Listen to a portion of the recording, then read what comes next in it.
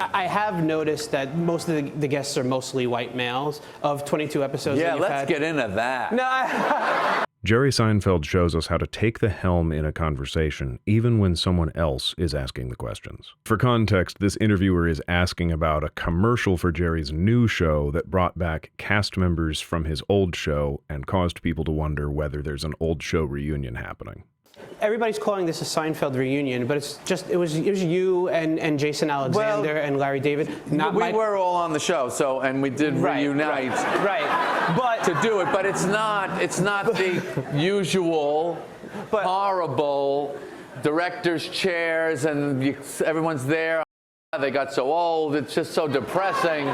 Look how Jerry cuts the question off right away. This is a very dominant move, but there's a right way and a wrong way to do it. He does it after the question is already clear, and he stays on that question as if he was just excited to answer it. His voice is calm and unhurried. He's not leaning in to take the spotlight. He's actually leaning back casually as if, we are two friends. I'm interrupting you because I was just so engaged with what you had to say. Friends interrupt each other all the time to show engagement, and if you do it in a friendly way, it actually communicates camaraderie. And in this situation, it flips the script so that the interviewer is now reacting to him. Watch this part. It's not the usual horrible. The interviewer tried to jump back onto his question, and Jerry immediately turned to the audience. Jerry's communicating the audience is who he cares about. He's here to make them laugh, not to answer the interviewer's questions necessarily.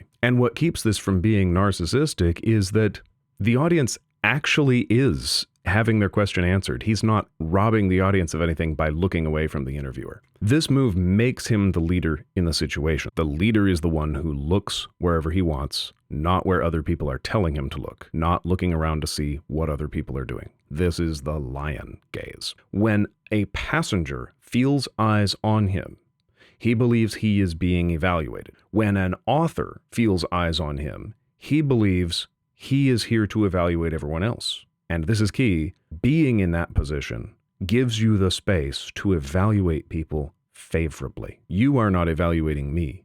I am evaluating you, and I already like you.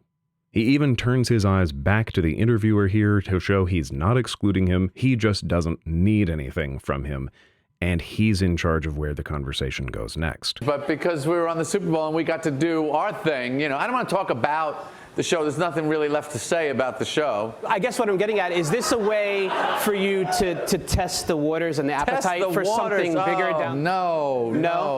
Nothing bigger down the line. No testing of waters. No, you don't like no water appetite. testing? No, I don't test water. Okay. Now, I said earlier Jerry interrupted after the question was clear. He actually answered the question before it was even asked. Now notice the interviewer is stuck in a script mindset, so he still asks the question. Jerry is now one full step ahead. In a debate, this is a great way to weaken your opponent, because you can just sit there as he and the audience both realize he's asked a question you've already answered. But in this case, Jerry just fills that space with a bit of fun wordplay and actually hands the initiative back like an older brother roughhousing with a younger brother. As if to say, you're doing all right in this game of conversation, here's your turn back, which is even more dominant than humiliating your opponent. What's your problem with Newman? I mean, why are you always so hostile to him? He seems like a nice guy. That's a great question. Right? That's your first great question. Yeah. And for context, Newman is a character on Seinfeld who Seinfeld's character just always hated for no real reason. That's a great question. Jerry turns that phrase into a jibe, but notice he instantly mirrors the interviewer's body language. That makes this friendly. They're now doing a bit together. That was the interviewer's first genuine smile. And watch the interviewer's reaction. That is a contest between two frames. The interviewer's frame is, I am here to ask questions. Jerry's frame is, I am here to get the audience to laugh. And the frame with the stronger belief behind it always wins. Look how the interviewer glances down at his paper again, and he waits until Jerry tells him it's his turn to talk. And frame dominance isn't about having a winner or a loser. It's about who gets to decide what this conversation is. Jerry has decided this conversation is going to be funny. The interviewer could play into that and say, oh, this is why you never interview comedians. You're such a troublemaker, Jerry. This is a serious news show. Come on. He would be getting as much spotlight as Jerry is. It would just be inside the frame that Jerry has set. He actually does play into it for one line. That's your first great question?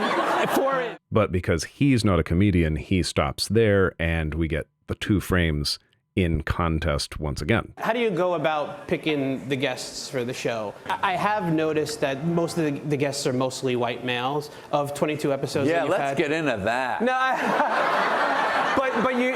Take a look over here, Peter. What do you see? A lot of whiteys. What's going on here? Again, looks away from the interviewer, only this time it actually causes the director of the show to cut to the wide camera. That is the power of the leader's presence. Everyone else is watching his eyes. This is the harshest he's been, looking at someone else to say, can you believe this question? But this is crucial. He disarms the question in a funny way instead of getting defensive or offensive. He's being dominant of where the conversation goes, but not domineering of the person. Oh, this really pisses me off. But go ahead. Really pisses me off. People think it's the census or something. I mean, this has got to represent the actual pie chart of America. Who cares? And right there, we've got another version of interrupting before the question is actually asked. He says go ahead, and then immediately answers the question. He's not being insincere. He really would listen to the question.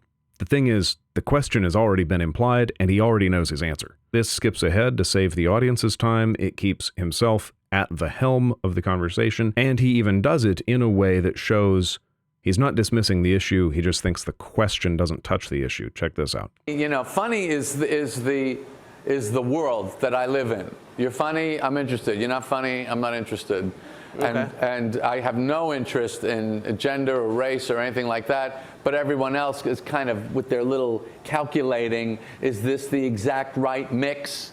You know, I think that's, to me, it's anti-comedy. These tactics are easy to explain, but it takes a huge amount of observational acumen to pull them off in a friendly way instead of a provocative way. Jerry pulls this off by reading the interviewer, reading his body language, reading what is behind the question, and then staying far enough ahead of the interviewer that he can still give him enough initiative to keep him engaged while actually helming the conversation himself. If you want to learn more leadership micro tools like this for day-to-day use to have better conversations, better interactions, and better relationships, subscribe to the channel or check out my year-long coaching program for classically educated men. The link is in the description. Keep your hand on the wheel and take care of your souls.